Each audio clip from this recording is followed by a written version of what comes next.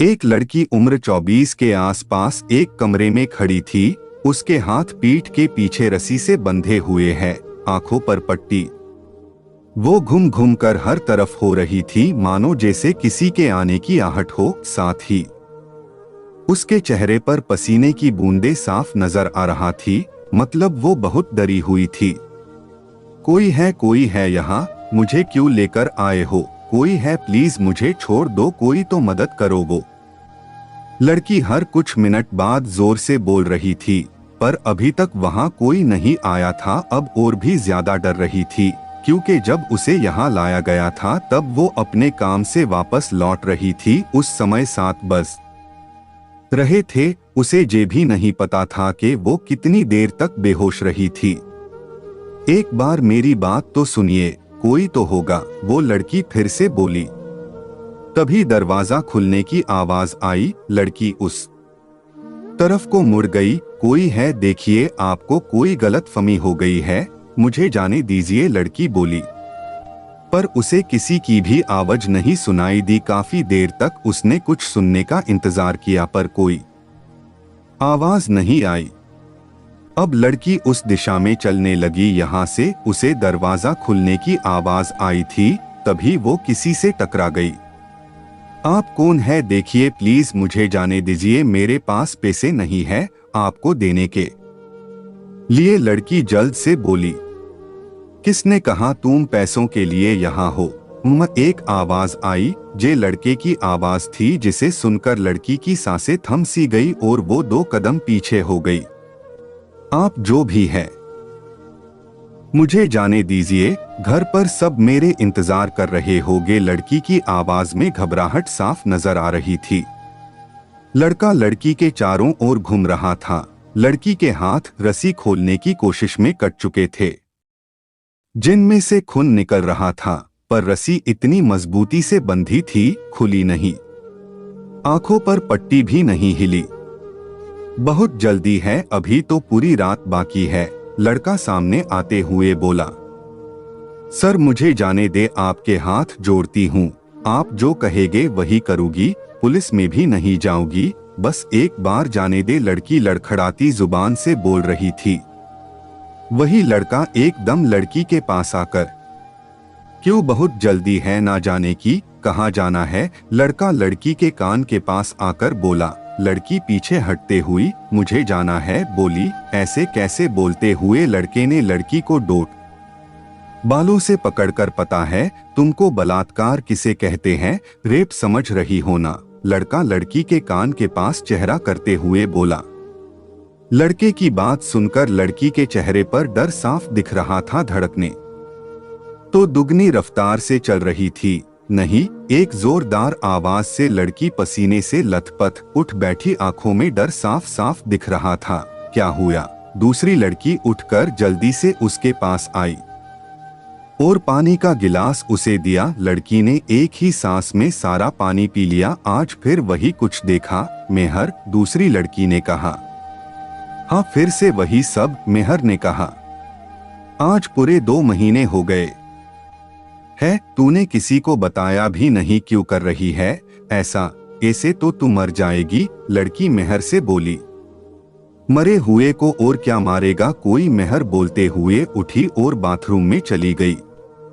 जिंदगी बहुत हंसी है मेहर, एक बार बस देखना तो शुरू कर, लड़की जाती हुई मेहर को देखकर बोली।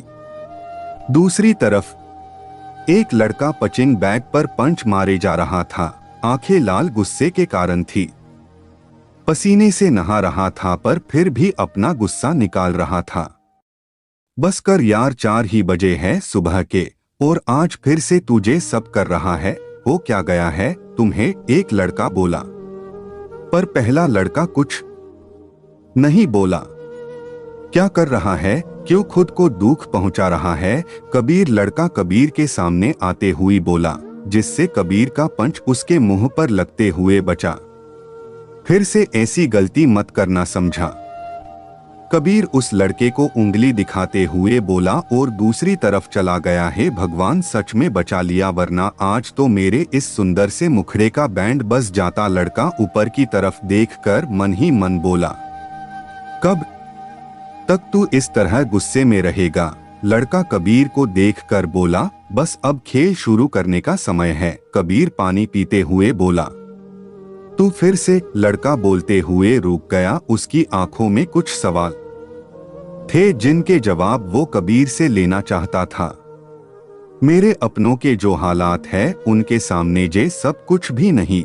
कबीर अपनी लाल आंखों से उस लड़के को देखकर बोला, जो भी करो बस एक बात याद रखना, सच नहीं पता क्या है, फिर भी तुम्हारी मदद करूंगा। दोस्त नहीं भाई है मेरा तू। लड़का कबीर से बोला, बस एक तू ही तो है जिससे सारी बातें करता हूँ मैं। रवि। कबीर रवि के गले लगते हुए बोला, हाँ जी, तो कुछ नया लिखने की सोची है? अब आप बताए कैसा लगा? और हाँ, हफ्ते में 1-2 पार्ट जरूर इसके भी आएंगे।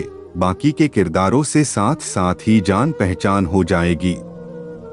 सुन मीनू, मैं जा रही हूँ और हाँ, आज मैं लेट हो जाऊंगी। वो क्या है ना, शर्मा अंकल से बात की थी एक्स्ट्रा काम की, तो उन्होंने किसी के जहाँ खाना बनाने की बात की है।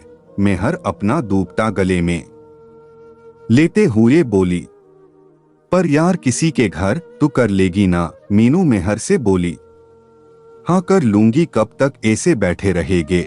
बच्चों की जरूरतें बढ़ रही है, उनको भी तो देखना होगा। मेहर मीनू के पास बैठकर बोली, ठीक है, मुझे भी शाम ही हो जाएगी। वो क्या है ना, एक बैच बढ़ गया है। मीनू मेहर से बोली, चल ठीक है, मैं जा रही हूँ। बोलते हुए मेहर रूम से बाहर आई और कुछ कदम चलकर एक हॉल में पहुंच गई। यहाँ 4 साल से लेकर 12 साल तक की लड़कियां बैठी हुई थी। मेहर सबको देखकर वहां से चली गई। अच्छा अम्मा, मैं जा रही हूँ, रात को लेट हो जाएगा। मेहर वहां पर बैठी एक औरत से बोली जो 40 के आसपास की लग रही थी। ध्यान से जाना, अम्मा ने मेहर से कहा और उसके आगे खाने की प्लेट रख दी। बाकी बच्चों ने खा लिया। मेहर बोली, हाँ सबको खिला दिया है। अम्मा बोली, मेरा हो गया। मेहर उठते हुए बोली, सुन मेहर। अम्मा ने मेहर को आवाज लगाई, जी अम्मा। मेहर उनके पास आकर बोली, जे ले पैसे और हाँ, ऑटो से जाना, पैदल मत जाना, समझी? अम्मा मेहर के हाथ में पैसे रखते हुए बोली, ठीक है। मेहर मुस्कुराकर बोलो और चली गई। बस भगवान अब इस बच्ची पर अपनी मेहर बनाकर रखना। अम्मा दोनों हाथ जोड़कर ऊपर की तरफ देखकर बोली, उसके नाम में ही मेहर है, तब भी भगवान ने कुछ नहीं किया। मीनू वहां आते हुए बोली, बस तू फिर से शुरू हो गई। अम्मा मीनू से बोली, क्या मिलता है माँ आपको इनके सामने हाथ फैलाकर, जब ये किसी की सुनते ही नहीं है। मीनू खाते हुए बोली, बस कर मीनू। अम्मा बोली, बस ही तय की है। मीनू उठते हुए बोली, अच्छा माँ, आज लेट हो जाएगा। बोलते हुए मीनू ने अम्मा के गाल पर किस कर दी और बाय बोलकर चली गई। अम्मा जाने के निर्मला देवी निर्मला अनाथालय को चलाती है। मीनू इनकी बेटी है। दोनों माँ बेटी में बस एक ही बात को लेकर बहस होती है और वो है भगवान पर आस्था। मीनू को भगवान पर कोई आस्था नहीं है और निर्मला जी को उतना ही विश्वास है। मेहर इसी अनाथालय में रहती है। मीनू की रूममेट और बहनों जैसी दोस्त मेहर के हर दुख से वाकिफ है मीनू, और वही मेहर भी मीनू और अम्मा में ही सारी दुनिया को देखती है। मेहर शर्मा अंकल के रेस्टोरेंट में पहुंच गई और अपना काम बहुत मन लगा करने लगी। तभी शर्मा अंकल वहां आए। मेहर, पता है ना आज से तुम्हें जाना है खाना बनाने? शर्मा अंकल मेहर से बोले, जी अंकल पता है। मेहर दाल फ्राई करते हुए बोली, चल ठीक है, जाने से पहले एड्रेस ले लेना। अंकल मेहर के सिर पर हाथ रखकर बोले और बाहर चले गए। मेहर शर्मा अंकल के रेस्टोरेंट में काम करती है। वो 2 साल से यहीं पर काम कर रही है और अब तो खाना भी बनाना अच्छे से सीख गई है। दोपहर के समय कबीर खाने का समय हो गया है। रवि उसके कैबिन में आते हुए बोला, चल बैठ। ठीक है, मैं हाथ धोकर आता हूँ। कबीर लैपटॉप के सामने से उठते हुए बोला और चला गया। रवि ने भी वही टेबल पर खाना लगा दिया। वैसे यार तूने यहाँ से खाना मंगवाने को बोला था, वो तो चीप सा रेस्टोरेंट है पर खाना बहुत ही स्वाद है, रवि खाते हुए बोला। वही कबीर के चेहरे पर एक स्माइल आ गई। हाँ बात तो तू सही कह रहा है, कबीर रवि को देखते हुए बोला।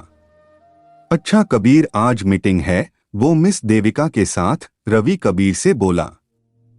कौन देविका, कबीर फाइल पलटते हुए बोला। दी फैशन हाउस की मिस देविका के साथ, रवि कबीर को देखकर बोला तो कबीर अपनी आंखें बंद करके खोलता है।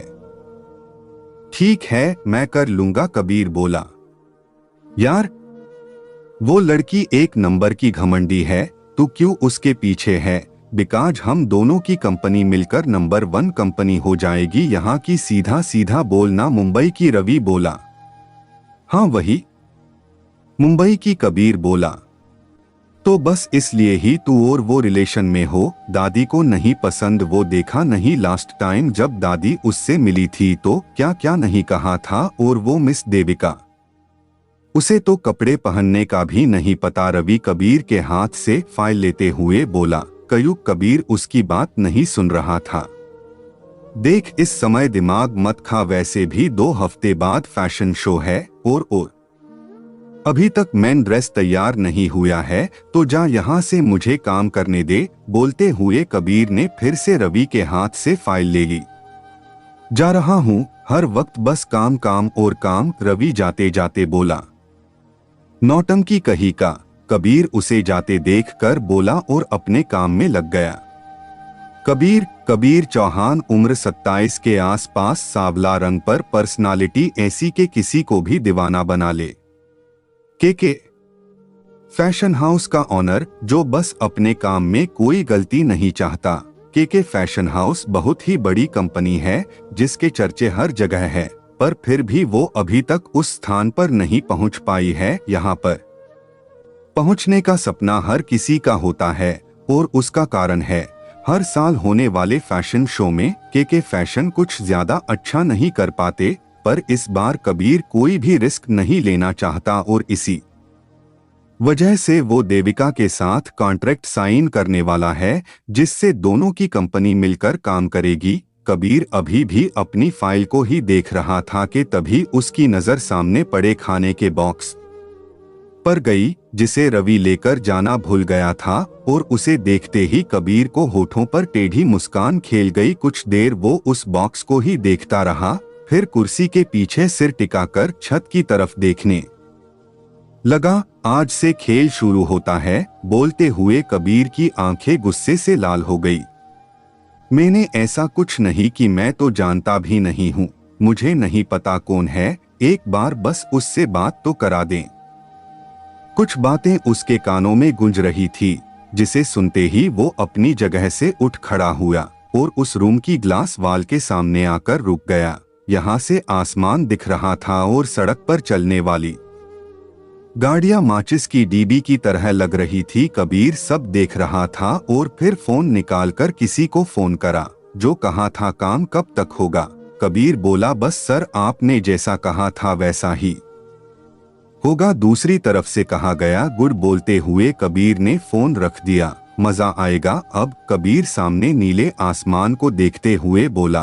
कबीर 15 मिनट में मीटिंग शुरू होने वाली है तो जल्दी आ जाना। रवि दरवाजे से सिर अंदर निकाल कर बोला। बस आ रहा हूँ, कबीर सामने देखते हुए ही बोला। अंकल काम खत्म हो गया तो क्या मैं जा सकती हूँ? मेहर अपना पर्स संभालते हुए बोली। हाँ बेटा, जे लो एड्रेस, अभी 5 ही बजे है तो 6 बजे तक आराम से पहुँच जाओगी। शर्मा अंकल एक पेपर मेहर की तरफ बढ़ाते हुए बोले। शुक्रिया अंकल, आपने मेरे लिए काम ढूंढ दिया। मेहर वो पेपर लेते हुए बोली। बस अपना काम मन लगाकर करना। शर्मा अंकल मेहर के सिर पर हाथ रखकर बोले। जी अब मैं चलती हूँ, मेहर बोली और वहां से बाहर आकर कुछ देर सड़क पर चलने लगी। आगे आकर उसने एक ऑटो रोका और उसमें बैठकर चली गई। कबीर तुम कुछ बोल क्यों नहीं रहे हो? मीटिंग कैसी रही? रवि कबीर को देखकर बोला जो इस समय अपनी गाड़ी चला रहा था। क्या होना है पता तय है, फिर भी पूछ रहा है? कबीर सामने देखते हुए बोला। रवि कबीर को देखकर हंसने लगा। बस कर, अब बहुत हो गया। और ये दादी भी ना उसी समय फोन करती है जब मेरी मीटिंग देविका से होती है। कबीर रवि को देखकर बोला और रवि को हंसता देखकर खुद भी हल्का सा हंस दिया। चल तू फ्रेश हो जा, मैं खाने का देखता हूँ। रवि घर आकर बोला, रहने दे, आज से खाना बनाने वाली लगा ली है। वो आती ही होगी, कबीर बोला और अपने रूम में चला गया।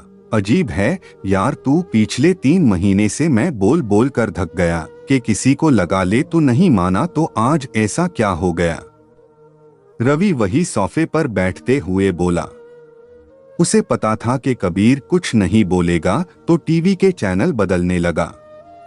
लगता है आ गई काम वाली। रवि डोर बेल सुनकर बोला और खुद ही चल दिया दरवाजा खोलने। जी आप कौन? रवि सामने खड़ी लड़की को देख कर बोला। रवि उस लड़की को ऊपर से नीचे तक देख रहा था, पर वही वो लड़की रवि को देखकर डर रही थी। कौन है आप और यहाँ क्या कर रही है? रवि फिर से बोला। वो मुझे यहाँ खाना बनाने का काम मिला है, वो लड़की बोली। तो रवि हैरान सा उसे देखने लगा। लड़की ने फुल अम्ब्रेला सूट पहन रखा था, फुल सलीवस, गले में चुनी, गोरा रंग जो सिर्फ चेहरे से ही दिख रहा था, पर किसके कहने पर रवि को अभी भी यकीन नहीं हो रहा था। तो बोला। तो लड़की ने एक पेपर उसके आगे कर दिया। नाम क्या है? रवि पेपर देखते हुए बोला। मेहर, लड़की बोली। तो रवि मेहर को देखने। मेहर? रवि बोला। मेहर ने हाँ में सिर हिला दिया। आ जाओ। रवि एक साइड हो गया तो मेहर, जिसने कब से अपने पर्स की स्ट्रिप को पकड़ा हुआ था, उस पर उसकी पकड़ और भी कस गई। वो धीरे से अंदर आ गई। मेहर अभी हॉल में ही सब कुछ देख रही थी। 3 रूम का ये एक घर था जो बहुत ही सलीके से बना हुआ था। घर पूरा हवादार था। किचन इस तरफ है। रवि मेहर से बोला तो मेहर उसके पीछे पीछे चल दी। मेहर रसोई देखकर हैरान रह गई। इतनी बड़ी रसोई उसके मुंह से निकल गया। हाँ, और तुम्हें सारा सामान यहीं मिल जाएगा, रवि बोला। तो मेहर ने सिर हिला दिया। रवि बाहर आने को हुआ। सर, खाना क्या है? मतबल क्या बनाऊं? मेहर बोली। देख लो, फ्रिज में कोई सब्जी है तो वही बना दो, रवि बोलकर वहां से हॉल में आ गया। क्या हुआ? तू किस सोच में डूबा है? कबीर रवि के पास बैठते हुए बोला। तूने बोला था कि खाना बनाने वाली है। हाँ, तो क्या हुआ? कबीर बोला। यार वो तो लड़की है, मुझे लगा आंटी होगी कोई। रवि कबीर को देखकर बोला। तो कबीर के माथे पर बल आ गए। मतलब? कबीर बोला। हाँ, वो आ गई है, किचन में है, मेहर नाम है उसका। रवि टीवी देखते हुए बोला। पर यार सच में रब दी पूरी मेहर है, उस पर क्या खूबसूरती है।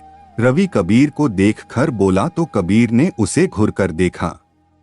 बस ऐसे ही बोल रहा हूँ, रवि कबीर को देखकर बोला और टीवी देखने का। अब तू कहाँ जा रहा है? रवि कबीर को जाते देख बोला। चाय पीने का मन है तो बोलने जा रहा हूँ, कबीर बोला। आती ही होगी चाय लेकर, मैंने बोल दिया था, रवि बोला और रूम की तरफ चला गया। कबीर वापस सोफे पर आकर बैठ गया। इस कहानी का अगला पार्ट देखने के लिए चैनल को सब्सक्राइब कर लें।